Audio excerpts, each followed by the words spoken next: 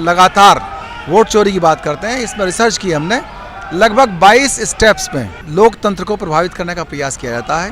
न सिर्फ वोटर हटाए जाते हैं, गलत वोटर जोड़े जाते हैं, कैंडिडेट्स को हटाया जाता है। जब भी इलेक्शन की प्रक्रिया होती है, सबको मालूम रहता है लगभग 6 महीने या 1 साल पहले सरकारी जो अमला है जिले में, रिटर्निंग ऑफिसर उसके लिए कार्रवाई शुरू कर देता है, पुलिस भी उसकी तैयारी शुरू कर देती है। तो अकेले षड्यंत्र सिर्फ वोटर लिस्ट में नहीं होता है, षड्यंत्र यहीं से शुरू होता है कि वहाँ पर कौन सेक्टर मजिस्ट्रेट बनेगा, किस जाति का किस धर्म का बनेगा, सेक्टर पुलिस अधिकारी कौन होगा, उस क्षेत्र के अंदर पोलिंग एजेंट कौन कौन बनेंगे, किस तरह पोलिंग पार्टियों की ड्यूटीज़ लगेंगी, जो पुलिस की ड्यूटी लगेंगी वो किस किस बिरादरी के लोगों की लगेंगी, उसमें सभी की सूची मांग लेते हैं और उसमें बदलाव कराते हैं किसी न किसी तरह से। अगर हिस्सेदारी होगी, सबकी हिस्सेदारी होगी, ऐसे नेता, ऐसे सांसद, ऐसे विधायक, ऐसे अधिकारी सामने आएंगे जो लोग संविधान के प्रति समर्पित होंगे।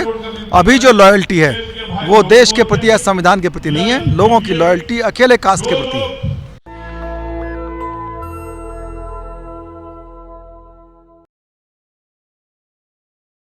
देश में वोट चोरी मुद्दा अब नेशनल मुद्दा बन चुका है। बिहार से लेकर दिल्ली तक इस मामले को उठाया जा रहा है। जंतर मंतर पर 41 पार्टियां जो है एक साथ धरने पर आई है। आप समझिए कितना ज़रूरी मुद्दा है देश के लिए, क्योंकि आरोप लगाया जा रहा है कि लोकतंत्र को खतरा है, संविधान को खतरा है। हमारे साथ मौजूद है पूर्व IPS। इनसे जानने की और समझने की कोशिश करेंगे कि वोट चोरी को लेकर क्या सोचते हैं, क्या ऐसा हकीकत में हो सकता है, और जो लगातार कहा जा रहा है कि संविधान को खतरा है, उसको भी समझने की कोशिश करेंगे। सर, क्या कहेंगे आज जिस तरीके से देश के हालात हैं, क्या लग रहा है कि क्या वाकई में संविधान पर हमला हो रहा है? देखिए, जो देश के अंदर पूंजीवादी ताकतें हैं, जातिवादी मनुवादी ताकतें हैं, जो सामंतवादी सोच वाले लोग बाग हैं, जो दबंग लोग हैं, उन्हें लोकतंत्र से शुरू से ही शिकायत रही है।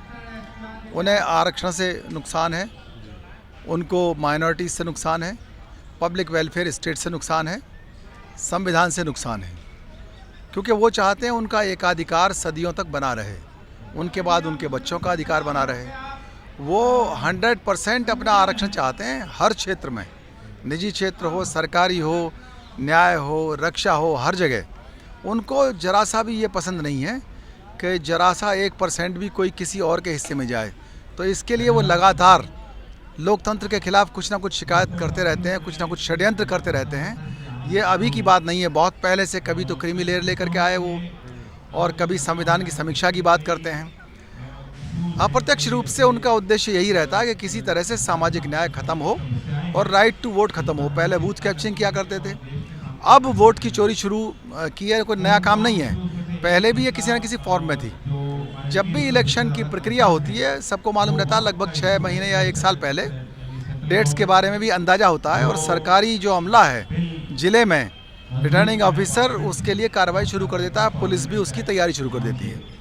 तो अकेले षड्यंत्र सिर्फ वोटर लिस्ट में नहीं होता है, षड्यंत्र यहीं से शुरू होता है कि वहाँ पर कौन सेक्टर मजिस्ट्रेट बनेगा, किस जाति का किस धर्म का बनेगा, सेक्टर पुलिस अधिकारी कौन होगा, उस क्षेत्र के अंदर पोलिंग एजेंट कौन कौन बनेंगे, किस तरह पोलिंग पार्टियों की ड्यूटीज़ लगेंगी, जो पुलिस की ड्यूटी लगेंगी वो किस किस बिरादरी के लोगों की लगेंगी।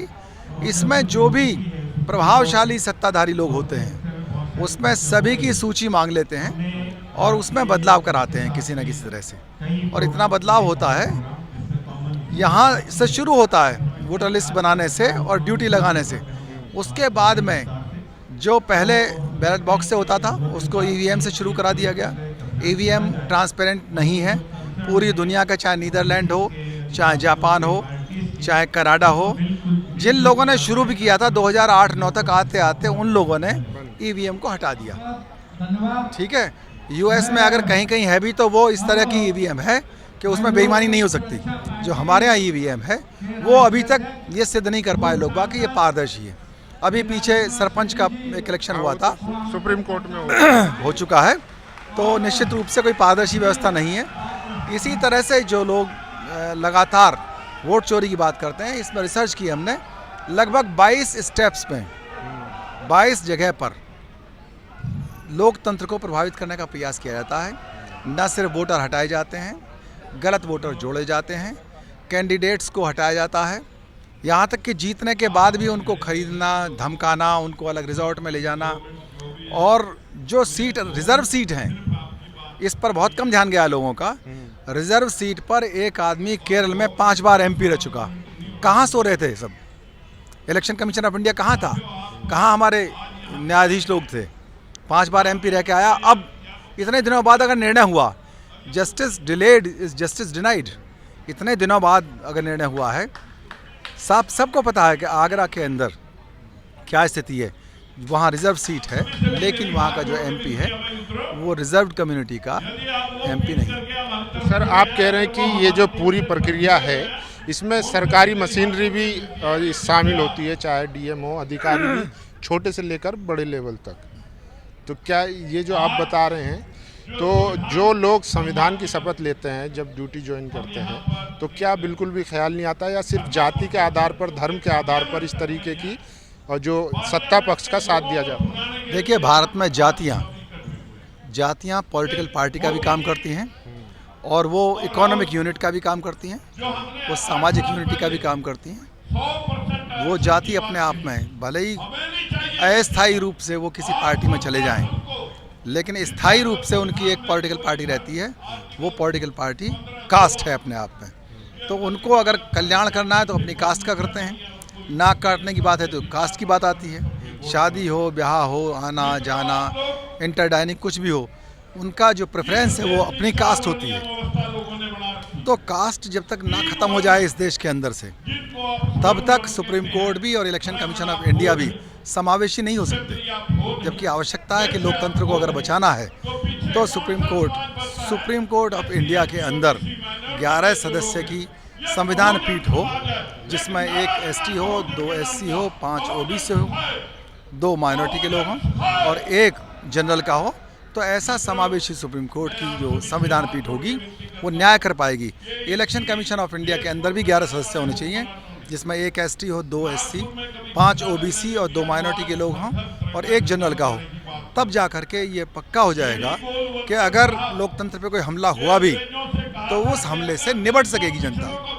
लेकिन सर, हम देखते हैं कि आज जब हम बात करते हैं तो CGI की बात करते हैं तो SC समाज से आते हैं, राष्ट्रपति जो है आदिवासी समाज से हैं, लेकिन उसके बावजूद लगातार हमले हो रहे हैं, एट्रोसिटी बढ़ रही है, चाहे वो गांव में हो, शहरों में हो या संस्थानों में हो, लगातार एट्रोसिटी के मामला सामने आ रहे हैं। वहीं दूसरी तरफ आज हम देख रहे हैं, खासकर जहां BJP शासित राज्य है, तो पुलिस का रवैया जो होता है वो कहीं ना कहीं पक्षपाती देखने को मिल रहा है। कई मामले सामने आए, खासकर BJP शासित उत्तर प्रदेश की अगर अभी हम बात करें, जो फतेहपुर में हुआ, वहाँ पर जो है दंगाई आते हैं और मज़ार पर हमला करते हैं, लेकिन उनके खिलाफ कोई सख्त कार्रवाई नहीं होती। वहीं दूसरे समुदाय से अगर होते हैं, वो विरोध प्रदर्शन भी कर रहे हैं, तब भी उनके खिलाफ एक्शन लिया जाता है, बुलडोजर चला दिया जाता है। तो ये पक्षपाती जो अब देखने को मिल रहा है पुलिस का रवैया, मैं सवाल इसलिए कर रहा हूँ चूँकि आप सर्विस में रहे हैं, लंबा एक्सपीरियंस है, तो इसके बारे में थोड़ा देखिए,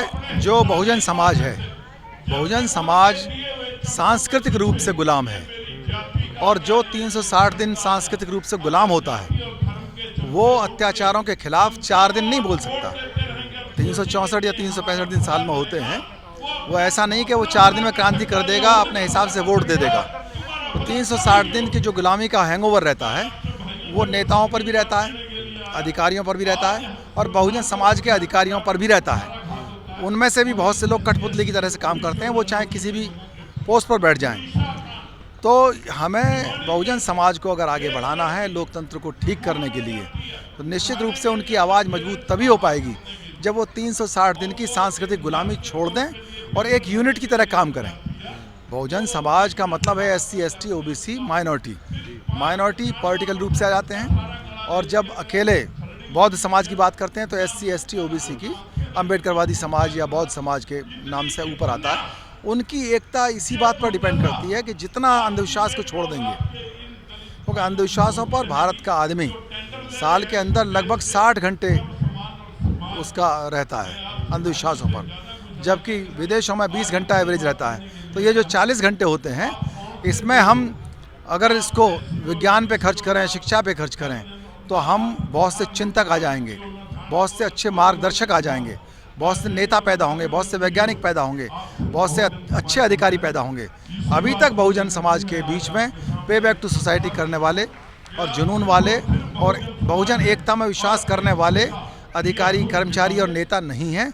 इससे उनकी आवाज़ कमज़ोर होती है और इसी वजह से 10% जो लोग हैं जो इस तरह की विचारधारा के हैं, जो आरक्षण के खिलाफ हैं, वो सफल होते जाते हैं। उनकी वजह यही है सिर्फ कि वो तो इकट्ठा हो जाते हैं आरक्षण के खिलाफ, माइनॉरिटीज़ के खिलाफ, बहुजन के खिलाफ, लेकिन बहुजन आपस में इकट्ठा नहीं हो पाते। अगर हिस्सेदारी की कमी का एहसास या हिस्सेदारी चेतना बहुजनों के बीच में आ गई, जब उनको ये पता लग गया कि अगर जज कम हैं तो एससी के भी कम है, ओबीसी के भी कम है, माइनॉरिटी के भी कम है, अगर सेना के अंदर हमारी जो पार्टिसिपेशन है वो एससी का भी कम है, एसटी का भी कम है, ओबीसी का भी, माइनॉरिटी का भी कम है, ये चीज़, ये विचार गांव-गांव के लोगों को जाना चाहिए।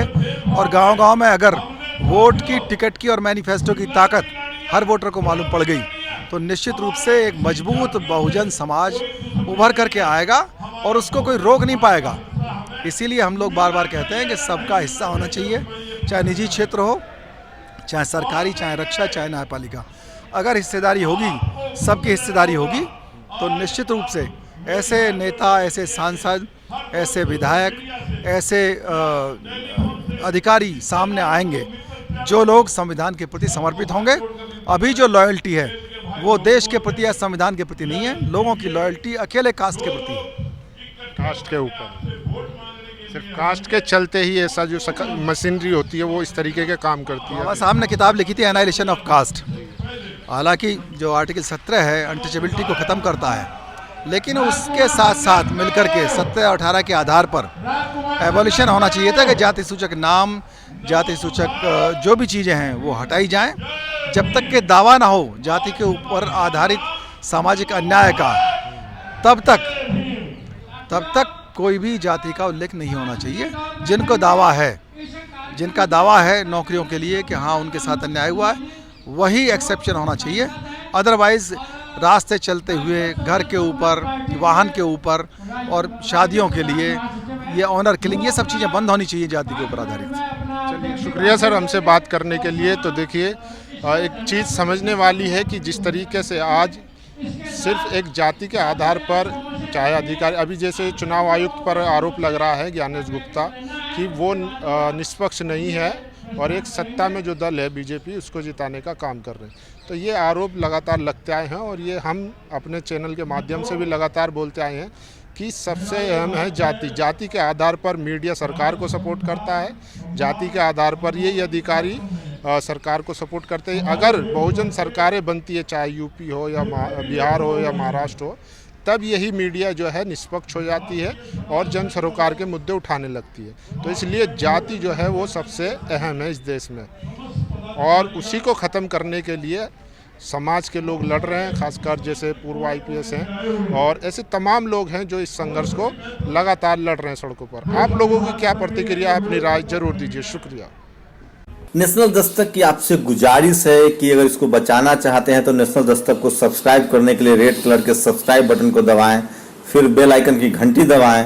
नेशनल दस्तक को बचाने के लिए बहुत ज़रूरी है कि हर खबर को शेयर करें, लाइक करें, कमेंट जरूर करें।